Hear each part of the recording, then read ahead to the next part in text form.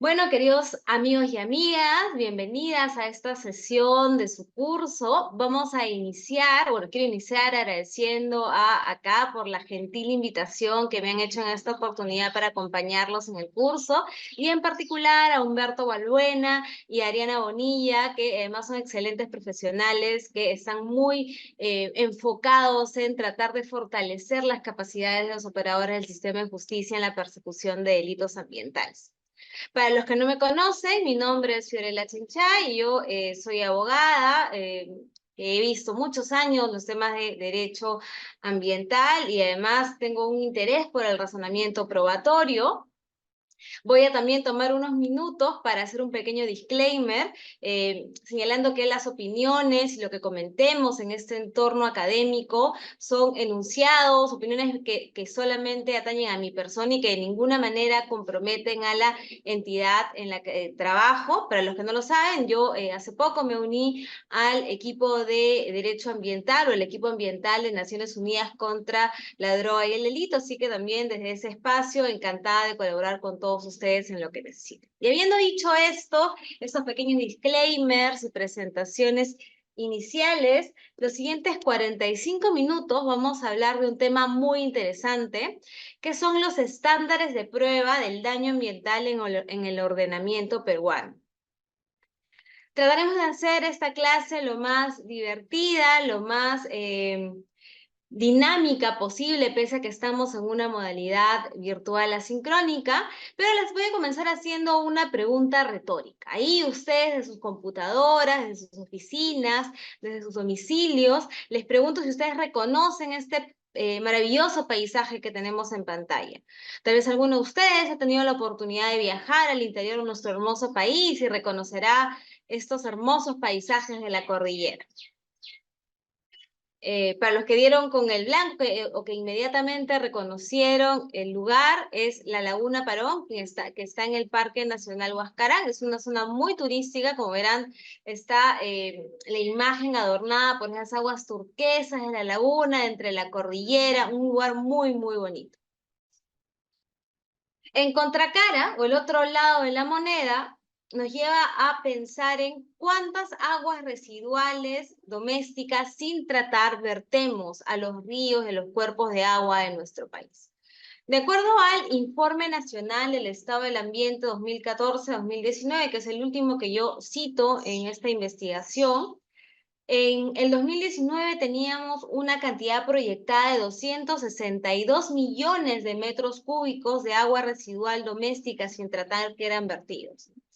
¿Y qué tiene que ver esto con la hermosa Laguna Parón que hemos visto hace unos minutos? Bueno, la Laguna Parón tiene un volumen de 52 millones de metros cúbicos. Es decir, con todas las aguas residuales domésticas sin tratar que lanzábamos en el año 2019, hubiéramos podido llenar 5 veces esta laguna. Y esto es porque, evidentemente, para nosotros, como seres humanos, es leer cifras frías, ¿no? 252 millones de metros cúbicos, bueno, parece un tema un poco grande, ¿no? Pero no dimensionamos en realidad cuánto es. Pero hacer esta comparación con un paisaje que está más al alcance de nuestro conocimiento, de nuestra sensitividad, nos puede permitir hacer un real dimensionamiento del problema de afectación a los cuerpos de agua que tenemos. ¿Qué pasa, por otro lado, con la calidad del aire? En la misma línea, en ese mismo informe que les he citado, que es el Informe Nacional del Estado del Ambiente, se señalaba que durante los últimos 5 años habían habido superaciones importantes de los estándares de calidad ambiental de aire en relación con las partículas de 50 unidades. Como ustedes pueden ver, por ejemplo, si nos fijamos aquí, voy a tratar de poner un segundito el puntero. A ver, si por ejemplo nos citamos aquí en la zona de Huachipa, vemos que de manera recurrente durante el año 2014, durante el año 2015, durante el año 2016, 17 y 18, se superaron los estándares de calidad ambiental para aire. Lo mismo pasó, por ejemplo, en Villa María del Triunfo, en Ate, en Caraballo, San Juan del Lurigancho, Puente Piedra, etcétera. Entonces, pese a que tenemos diversas normas, nos va haciendo pensar que pese a que tenemos diversas normas enfocadas en... Ay, perdónenme, aquí se creció la pantalla, vamos a hacer un stop al compartir. Mil disculpas porque aquí había un problemita en la presentación. Bueno, entonces, pese a que tenemos normas administrativas enfocadas en el cumplimiento o en la protección de este bien jurídico medio ambiente, lo que ocurre es que hemos continuado superando los estándares de calidad ambiental. ¿De acuerdo? ¿Y qué pasa en relación, por ejemplo, a los temas de salud? En este mismo informe se señala que en este año, en el año 2019, se habían presentado 4.867 casos de afectación a la salud por exposición de metales pesados, ¿no? La lista era encabezada por regiones con extensa actividad minera como Tacna, Pasco y Junín, con tasas de exposición de 48, 20 y 16 habitantes por 1.000, ¿no? O sea, 48 de 1.000 habitantes tenían esta exposición alta a metales pesados. Y en enero del 2023, que fue cuando yo inicié con esta investigación, se señalaba que el 68.6% de los conflictos sociales en el Perú estaban relacionados con temas ambientales. Entonces, la pregunta que subyace a toda esta búsqueda de información, que además con la que estamos muy familiarizados, es ¿por qué, si el Perú hace más o menos 30 años inició con un proceso de implementación de normas, herramientas y mecanismos para la protección de este bien jurídico medio ambiente, continuamos teniendo graves afectaciones al medio ambiente, ¿no? Que se ven en informes además oficiales, como informes del Ministerio del Ambiente, como informes de Defensoría del Pueblo, etc. Y más aún, ¿hay alguna relación entre este estado de la cuestión y los estándares de prueba del daño ambiental? Precisamente de eso vamos a hablar el día de hoy. Y para esto, muy brevemente, les pido a ustedes que se tomen unos minutos, que pongan pausa al video y que respondan qué es medio ambiente, ¿no? Seguramente los abogados que están más especializados en temas ambientales podrán rápidamente hacer una lista de qué elementos o qué cosa comprende esta idea, esta casilla imaginaria de medio ambiente en nuestro país. Les pido que pausen el video y hagan una lista de lo que evoca este concepto. A los que ya han vuelto, después de ponerle pausa al video, vamos a continuar con el análisis de ese concepto. ¿Por qué es importante saber qué está dentro de esta casilla del medio ambiente? Es muy sencillo, porque los elementos que consideremos dentro de este concepto serán sujetos a protección estatal, porque como bien sabemos, se ha construido todo un aparato estatal para proteger este bien jurídico, que opera desde el ámbito penal, administrativo, civil e inclusive constitucional. Y aquellos elementos que estén fuera del concepto medio ambiente simplemente no serán objeto de protección. Por eso es que esta definición es tan importante y, como vamos a ver más adelante, está muy unida al daño ambiental. Entonces, esto ya varias veces los que han tenido oportunidad de participar en mis clases, en los departires que hemos tenido, lo saben, hay varias concepciones de lo que es el medio ambiente, en cuál se ubica nuestro país. Entonces, para hacer un análisis de esto, vamos a irnos a la Ley General del Ambiente, ¿no? Que estaba justamente en este slide. ¿Qué dice la Ley General del Ambiente? Oye, el ambiente en nuestro país, para el Perú, va a comprender los elementos físicos, químicos y biológicos de origen natural o antropogénico que en forma individual o asociada conforman el medio en el que se desarrolla la vida, ¿no? Siendo factores que aseguran la salud individual, colectiva de las personas y la conservación de los recursos naturales. Pero yo siento que siempre trabajar estos esquemas que le presento en pantalla nos ayudan un poco más a disgregar estas disposiciones jurídicas y convertirlas en normas. Entonces, ¿qué es lo que decía este artículo en prosa? Lo mismo que vemos en el gráfico. Oye, medio ambiente son los elementos físicos, químicos o biológicos Oye, de origen natural o antropogénico, que de manera individual o asociada conforman el medio en el que se desarrolla la vida. Estas definiciones de origen natural o antropogénico, individual o asociada son sumamente importantes. Por ejemplo, les pregunto, si pensamos en plantaciones forestales, ¿no? No en bosques primarios, no en bosques secundarios, no en el bosque amazónico, sino en plantaciones forestales. ¿Estamos ante un componente de origen biológico, de origen natural o antropogénico? Antropogénico, ¿verdad? Porque las plantaciones han sido creadas por el ser humano para aprovechamiento de este recurso. Entonces, la definición o el concepto de medio ambiente de nuestro país nos permite enmarcarlas todavía dentro de la casilla de medio ambiente y adecuarlas a cierto sistema de protección o aprovechamiento. Lo mismo ocurre con esta segunda sección del concepto que dice, son los elementos de origen físico, químico, biológico, de origen natural o antropogénico, que de manera individual o asociada conforman el medio. ¿Y por qué es importante esta idea de individual o asociada? Muy sencillo, porque si nosotros entendemos que una afectación al medio ambiente solo se produce si impactamos a todos los elementos físicos, químicos y biológicos de manera asociada, entonces el estándar de prueba de esa premisa es muy alto, porque efectivamente, aunque conocemos de manera intuitiva y además por temas científicos que todos los elementos de la naturaleza están interconectados, que se mueven en un sistema, para efectos probatorios, esta prueba de un desequilibrio ecosistémico es muy compleja, diría yo casi imposible, además atendiendo a que no tenemos líneas bases para entender cómo funcionaban los ecosistemas antes y después de la intervención humana.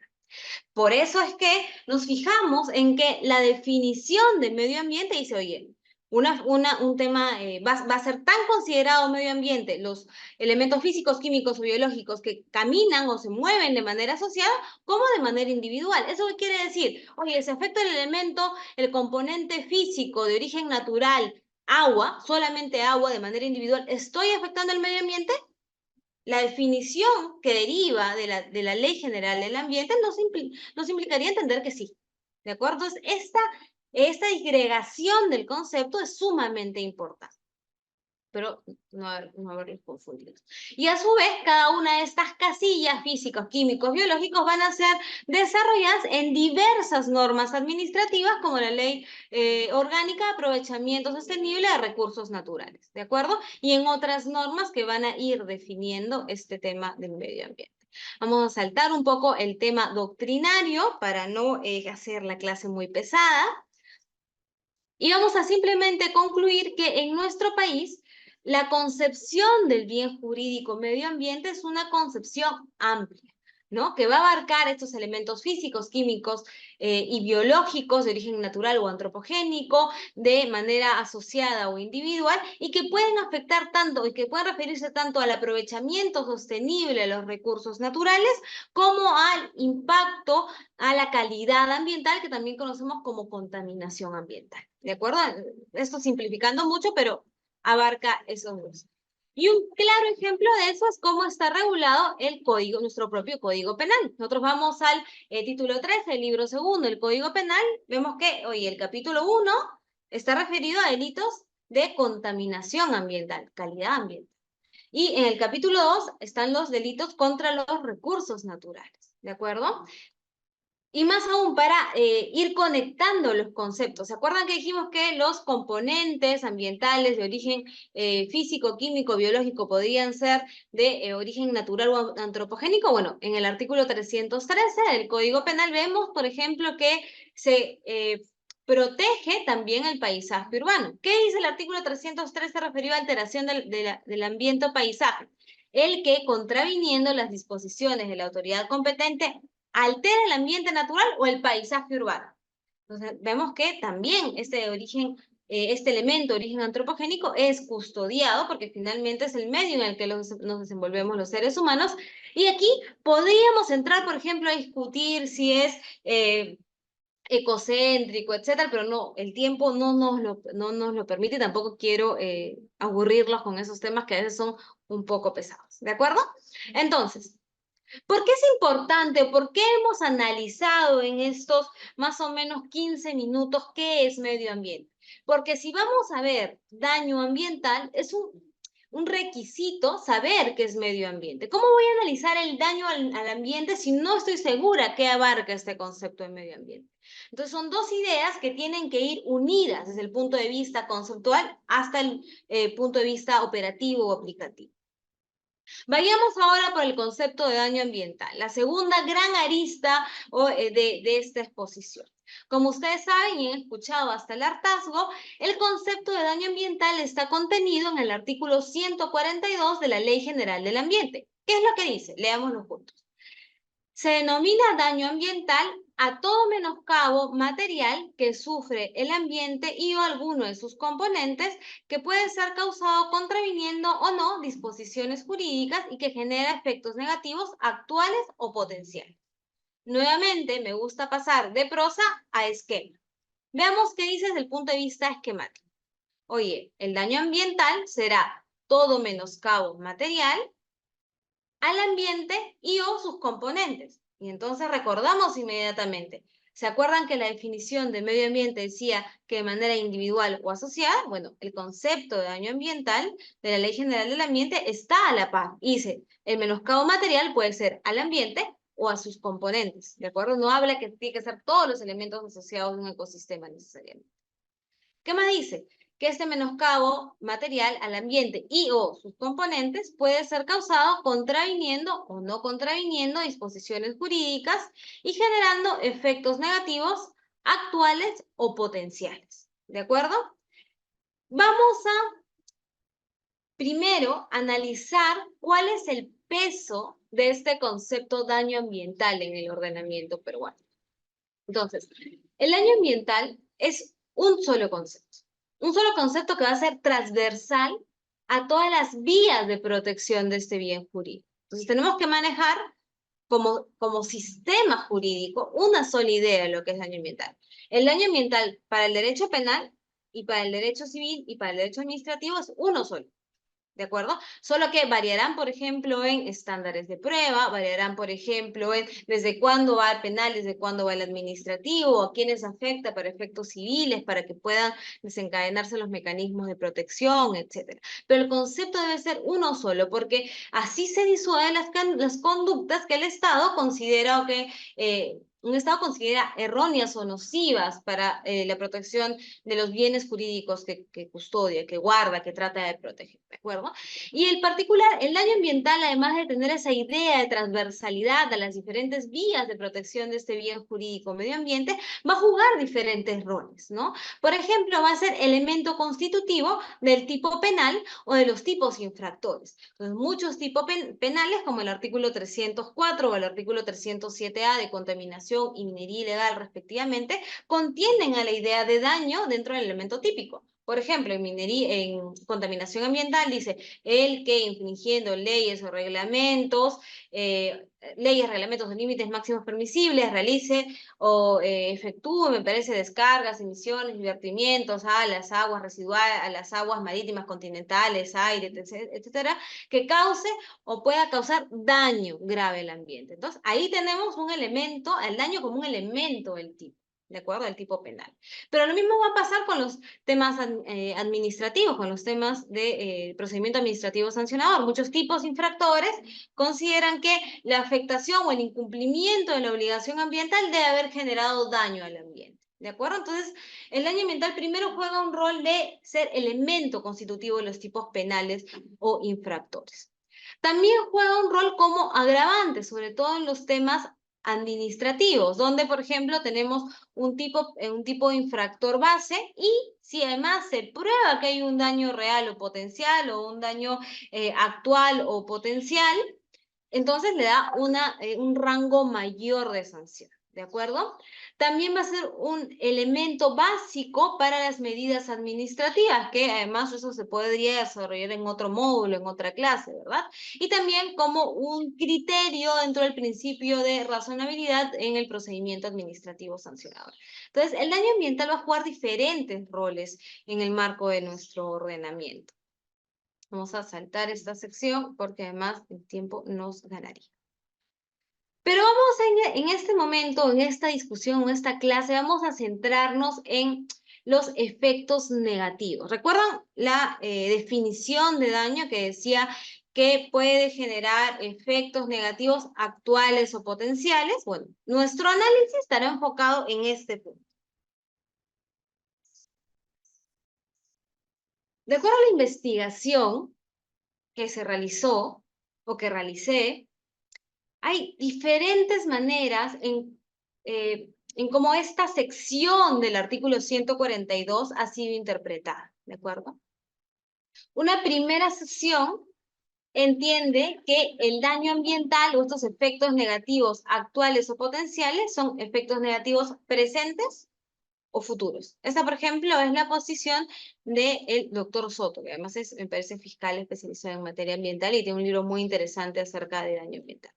¿No? Que dice, bien, los daños ambientales pueden generar consecuencias o efectos nocivos concretos o presentes en un espacio y tiempo determinado, y esto es el daño actual, o pueden prolongarse o manifestarse en el futuro, ¿no? Por ejemplo, hay un vertimiento que ha generado un daño actual y un daño presente en la capa superficial del suelo, pero con el tiempo esta pluma contaminante se ha ido filtrando al subsuelo, en la napa freática, y se ha ido moviendo debajo de el subsuelo, ¿de acuerdo? Y luego va a llegar en algún momento a un cuerpo de agua. Entonces va a ser un efecto potencial o futuro. Entonces, la primera interpretación dice, oye, los efectos negativos que requieres para entender que estamos en un supuesto daño ambiental pueden ser actuales, entendiendo actuales como presentes, o potenciales, entendiendo potenciales como futuros. ¿De acuerdo? Es una manera en la que se ha interpretado esta sección de la Ley General del Ambiente. Hay otra manera en la que se ha interpretado que habla acerca de que los efectos negativos actuales serían efectos negativos reales y los efectos negativos potenciales no serían futuros, sino que estaríamos más bien ante un riesgo de daño, ¿de acuerdo? Entonces, aquí se habla de un daño, el daño actual sería equiparable con el daño real y el daño potencial sería equiparable con el riesgo de daño, ¿no? Entonces hay otra sección, otro grupo de la doctrina que ha estado o ha entendido de esta manera el artículo 142 de la Ley General del Ambiente. Y finalmente, hay una última postura, pero no por ser la última, es la menos exitosa, que ha entendido el efecto negativo actual como la existencia de certeza de daño, ¿no? Y la persona o el abogado que más ha escrito en relación a esto es el doctor de la Puente Brun, que dice que este elemento distintivo de la definición exige que se haya verificado la existencia de un menoscabo o detrimento material infligido al ambiente. Es decir, exige una certeza de la existencia de tal menoscabo. La misma certeza que es consideración básica que el derecho de los daños peruanos requiere para exigir una reparación. Esta interpretación, que a mi entender es errónea, es la más extendida en nuestro país. Y vamos a analizar por qué considero que esa interpretación es errónea. Aquí vamos a hacer una pausa a lo que hemos conversado y preguntarnos qué tiene que ver, bueno, Fiorella, ya muy bien, me has explicado qué es el ambiente, qué es el daño ambiental, pero qué tiene que ver esto con lo que tú me prometías al inicio del curso, ¿no? Que me dices esto de los estándares de prueba, etcétera. Bueno, ahora les cuento.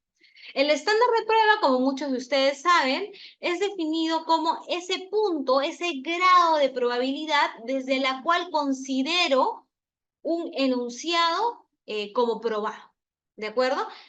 Y responde a esta pregunta, ¿desde qué grado de probabilidad obtenida en función al conjunto de elementos probatorios consideramos que existe daño ambiental?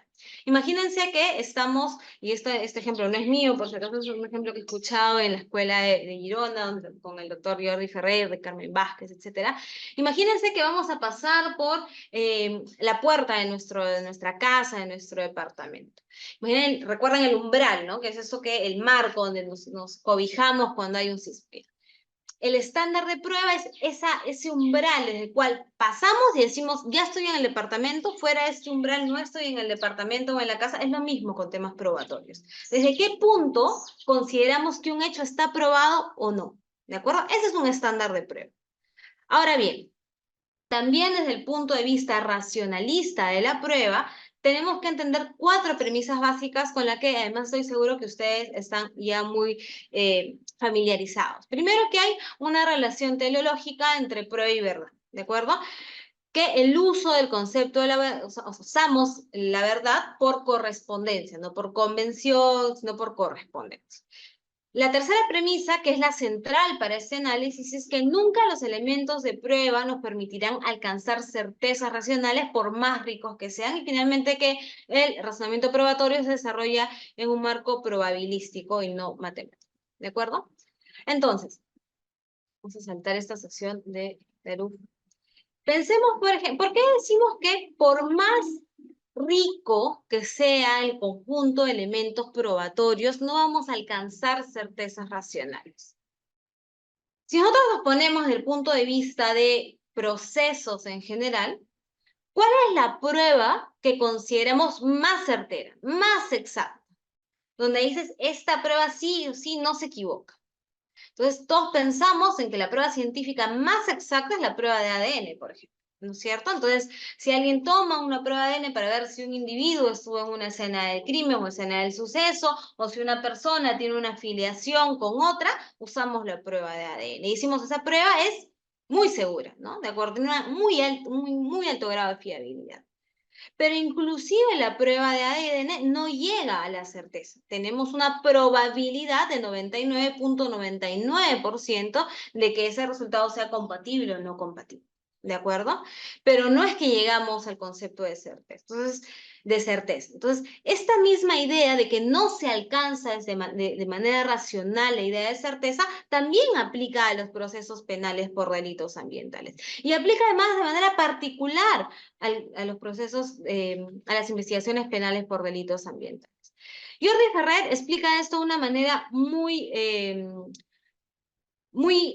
elocuente, ¿no? Dice, nunca un conjunto de elementos de juicio, por rico y fiable que sea, permitirá alcanzar certezas racionales, no psicológicas o subjetivas, respecto de la ocurrencia de un hecho. De modo que todo enunciado fáctico es necesariamente verdadero o falso, pero nuestras limitaciones epistémicas nos sitúan siempre ante decisiones que deben adoptarse en contextos de incertidumbre. Por supuesto, no una incertidumbre ciega, sino una incertidumbre racional. ¿De acuerdo? Entonces, lo que vamos a hacer y como decidimos los procesos, como tomamos la decisión en los procesos penales, civiles, administrativos, laborales, los que ustedes quieran, es desde la mayor probabilidad que podemos alcanzar pues, desde el punto de vista racional. ¿De acuerdo? ¿Y por qué esto es particularmente importante en temas ambientales? Tarufo decía que hay 2 espacios o 2 situaciones en las cuales nos encontramos en una especial incertidumbre. La primera de ellas es cuando no hay suficiente información, ¿de acuerdo? Y esto nos pasa mucho en temas ambientales, donde no tenemos suficiente información, por ejemplo, de cómo funcionaba un ecosistema antes de la intervención humana, ¿no? ¿Cuál era la línea base de determinado río, determinado entorno, antes que hubiera la actividad que decimos como contaminante, la actividad extractiva que ha afectado el ecosistema? Entonces, ahí estamos en una situación de particular incertidumbre en temas ambientales. Pero hay otra situación general, que es cuando hay demasiada información que no puedo procesar, que además es otra de las características de las investigaciones penales por delitos ambientales, porque ya tenemos mucha información científica, biológica, satelital, etcétera, tanta información que no somos capaces de concatenar un hecho con otro. Entonces, si bien es cierto, el tema de incertidumbre racional está en todos los temas, en todas las investigaciones penales, en materia ambiental vamos a estar en una particular situación de incertidumbre por ambos factores. Ahora bien, vamos a saltar estos temas de estándares de prueba. Voy a preguntarle a Arianita, que nos está acompañando en este momento. ¿Cuántos minutos me quedan, Ariana? ¿10? ¿15? Ahí seguro me escribe en mandarín. 17. 17, perfecto. Sí. Entonces, Ya dado esta introducción de qué es estándar de prueba, qué es daño ambiental, qué es medio ambiente, tenemos que preguntarnos entonces cuáles son los estándares de prueba que son usados en nuestro país. Primero en materia administrativa, ¿no?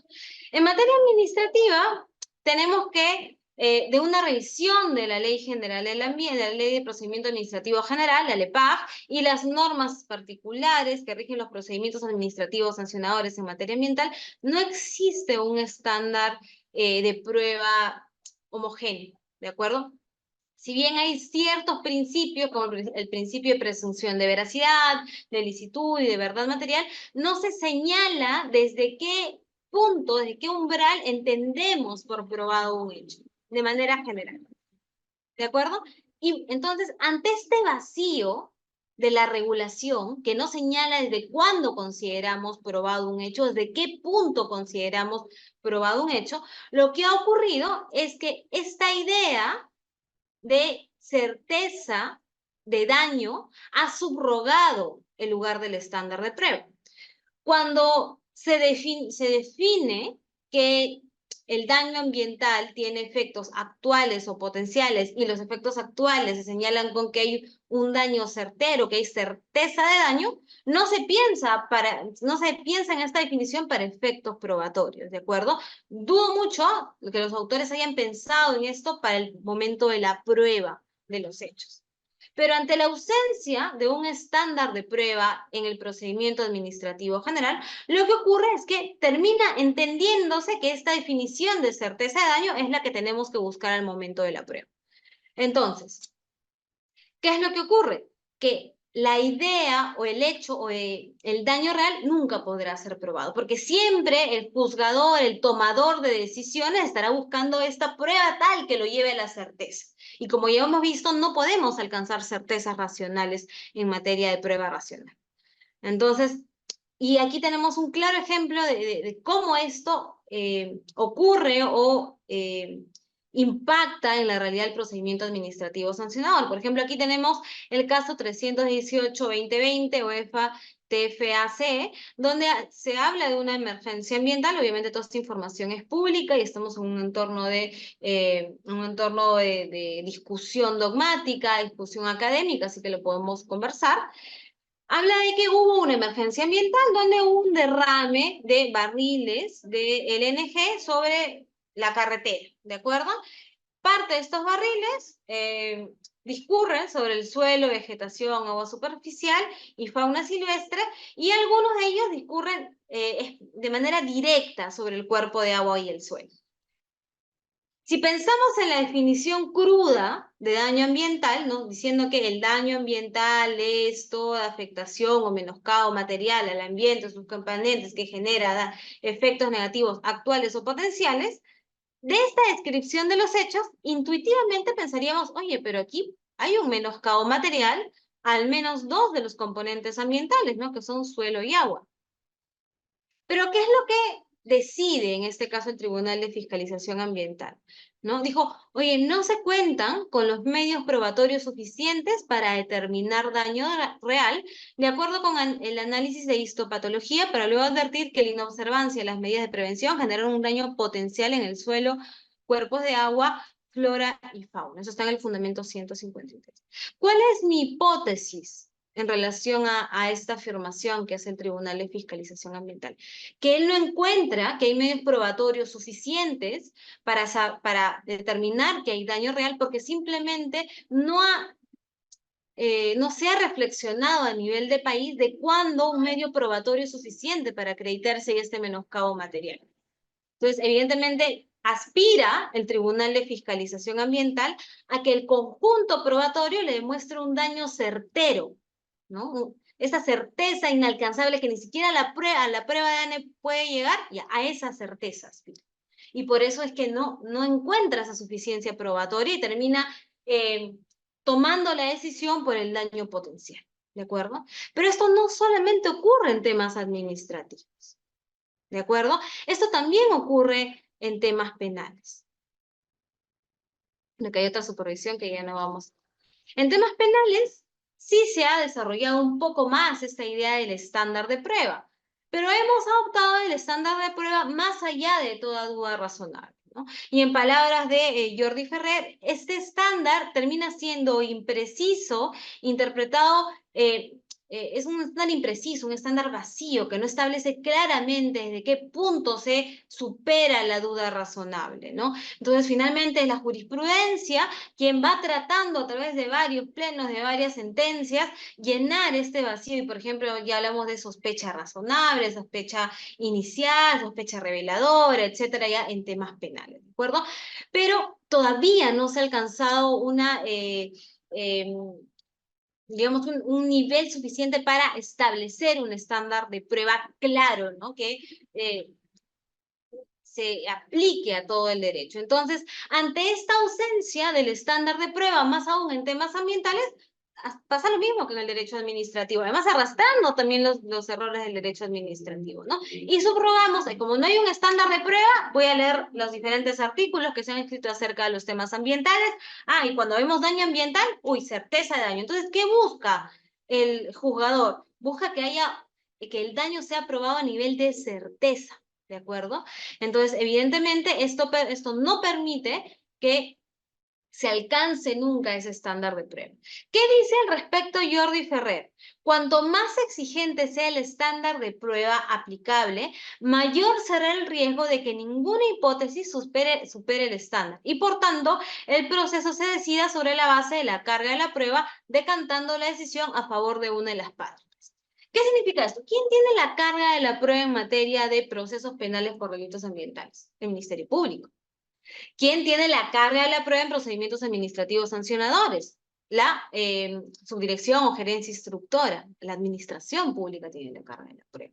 ¿Quién tiene la carga de la prueba para efectos de, por ejemplo, demostrar que hay daño ambiental en el proceso de una indemnización en el marco del proceso penal? La Procuraduría Pública del Estado. Entonces, siempre la carga de la prueba en nuestro país en temas ambientales va a recaer en la administración pública. Y es por eso que muchos casos terminan archivándose porque pese a que existe este menoscabo material en el ambiente o en sus componentes, en uno o en varios componentes, se espera que el grado de prueba linde con la certeza y por eso no alcanzamos esta etapa de prueba, cuando terminan archivándose los casos. Particularmente importante es esto cuando el daño es un elemento del tipo penal. ¿De acuerdo? Como en el caso como en el tema de contaminación. No es un elemento del tipo. Entonces, para poder probar ese elemento típico, se va a buscar la certeza de daño. Entonces, ¿qué quiero concluir con esto? Que esta interpretación de que el daño real es igual a la certeza, a la prueba, la prueba en nivel de certeza, exigencia de daño es erróneo. Es una interpretación absurda. Primero, porque cuando se escribieron estos artículos pensados en daño ambiental, no se estaba pensando en estándares de prueba, se estaba pensando en definición de elementos de un artículo de la Ley General del Ambiente. Segundo, porque no hay estándares de prueba fijados ni a nivel administrativo ni a nivel penal. Y finalmente, porque como ya hemos visto desde el punto de vista racionalista de la prueba, alcanzar la certeza o probar con un nivel con grave certeza la existencia de un hecho es imposible. Entonces, lo que estaríamos haciendo es inaplicar de manera operativa los tipos penales o los tipos administrativos si entendemos así el concepto de daño ambiental. Y en consecuencia perdemos la capacidad disuasiva de la norma. Entonces aquí, y esto no viene de que esto haya sido decidido así desde el punto de vista legislativo, sino que hemos tenido una errónea interpretación de la normativa. ¿De acuerdo? Una errónea interpretación de cara al operativo. Permíteme además ya para ir cerrando esta sección, compartir este esquema que lo extraigo del artículo La relación entre la práctica de los sistemas penales y la determinación de los estándares de prueba de Santiago y Yaravide en la revista Quaestio Facti, que explica, además de todo lo que les he contado, es el límite de capacidad epistémica real. Quienes estén relacionados o quienes estén interesados en temas de razonamiento probatorio reconocerán este esquema, ¿no? ¿Qué es la curva en lila? Esta es la curva que vemos aquí. Voy a poner el puntero. Esta curva lila es la curva de inocentes. ¿De acuerdo? Personas inocentes que están siendo investigadas en un proceso penal, en un proceso civil, en un procedimiento administrativo sancionado. La curva roja es las personas culpables que están siendo, o responsables desde el punto de vista administrativo, que están siendo investigadas. ¿De acuerdo? Lo que tenemos como eje X es la apariencia de culpabilidad y el eje Y es la cantidad de personas. Entonces, ¿qué es lo que dice esto? Si tenemos este estándar de prueba que vemos en pantalla como esta raya vertical, lo que ocurre es que hasta aquí considero, este es el umbral de prueba que considero para entender que un hecho está probado. ¿De acuerdo? ¿Qué implica este estándar de prueba? Oye, que todos estos inocentes, obviamente, que tenga la carga de la prueba no va a poder probar su culpabilidad y entonces serán inmediatamente excluidos del proceso, procedimiento, como queramos interpretar. Y este cachito de aquí, de inocentes, continuará o será sancionado injustamente. Pero este estándar de prueba lo que hace es que en esta otra línea, que es la línea de las personas culpables, todos estos culpables se les escapan al estándar de prueba, pero los de aquí en adelante serán sancionados. Entonces tenemos una gran cantidad de personas que son responsables o culpables, depende de qué punto de vista lo veamos, y que están siendo sancionadas. Es por eso que se dice que el estándar de prueba es una decisión política, ¿no? Porque va a distribuir el riesgo.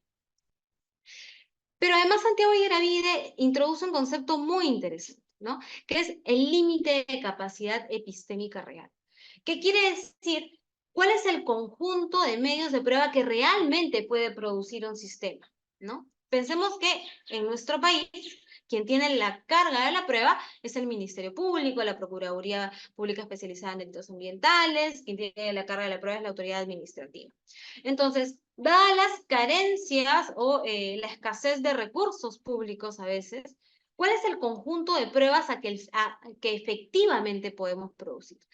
Si nosotros establecemos que nuestro estándar de prueba es muy alto, pero nuestra capacidad como sistema de producir pruebas no alcanza ese estándar de prueba, lo que va a ocurrir es que todos los casos van a ser archivados, porque por más que yo investigue, como no llego al estándar de prueba, simplemente los casos se van archivando, tanto desde el punto de vista administrativo como penal.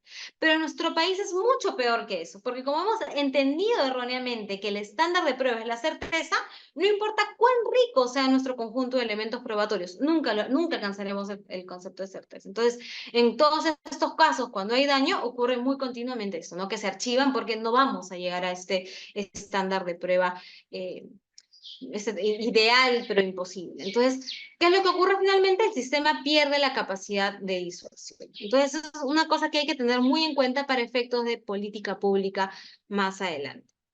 Entonces, aquí nada más voy a culminar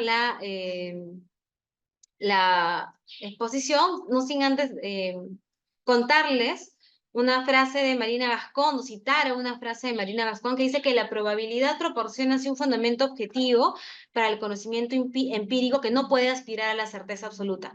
No sabemos con total seguridad si el enunciado es verdadero, pero su grado de confirmación suministra una medida de probabilidad de su verdad, ¿no? Que es con la cual tomamos la decisión finalmente. Entonces, este es el pequeño tema que he tratado de presentarles. Espero que no haya sido demasiado denso. Igual la organización, tanto Humberto como Ariana, saben que pueden ustedes formular todas las consultas, todas las preguntas que consideren para aclarar algún concepto que no haya quedado totalmente entendido. Les recomiendo muchísimo consultar la obra Los hechos en el derecho de Marina Gascón Avellán, un libro que ha cumplido ya casi 25 años y que es revelador en temas de la aplicación, el entendimiento de los hechos de manera transversal en el proceso penal, en el proceso civil, en el procedimiento administrativo sancionador.